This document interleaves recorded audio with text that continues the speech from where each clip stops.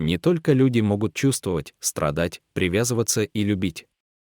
Животные часто проявляют такие искренние и глубокие чувства, которые доступны далеко не каждому.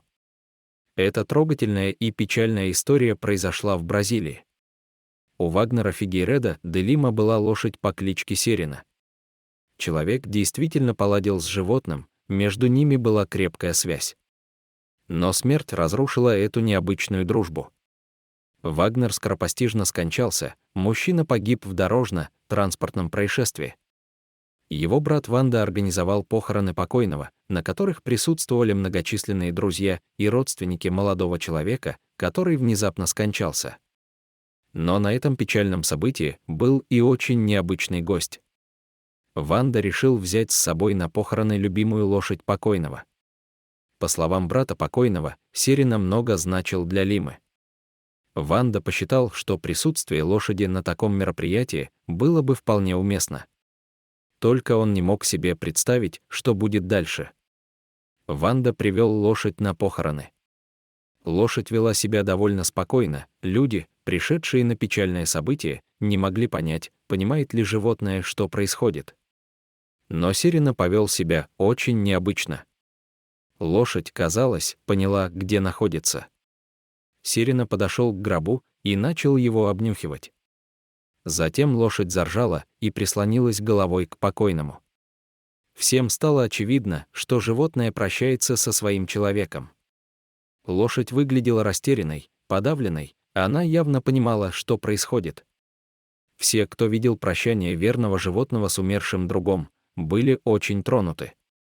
У вас просто разрывается сердце, когда вы смотрите на то, как ведет себя убитая горем лошадь. Как сказал Ванда, это были невероятно сильные эмоции. Все присутствующие были тронуты происходящим. Я сам расплакался, когда увидел эту сцену. Конь не только подошел к гробу спокойным, но и прислонился к нему головой, а затем всю дорогу шел позади похоронной процессии. Животное явно страдало, активно выражая свое горе. Серена издавала скулящие звуки и все время била копытом. Такая преданность тронула всех собравшихся. Они увидели настоящую скорбь в глазах и поведении гордого и красивого животного. Ванда решил оставить Серена себе. Он пообещал, что обеспечит всем необходимым лошадь, которая была так важна для его покойного брата. Не только люди могут горевать.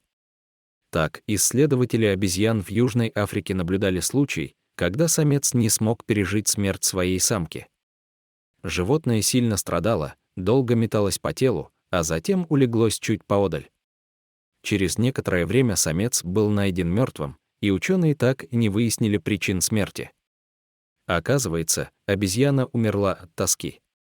На самом деле животные оплакивают не только своих собратьев, но и людей, к которым они привязаны.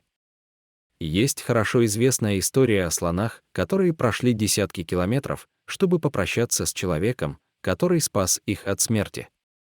Было зафиксировано огромное количество таких случаев. И не только со слонами, но и с жирафами, обезьянами и другими дикими животными.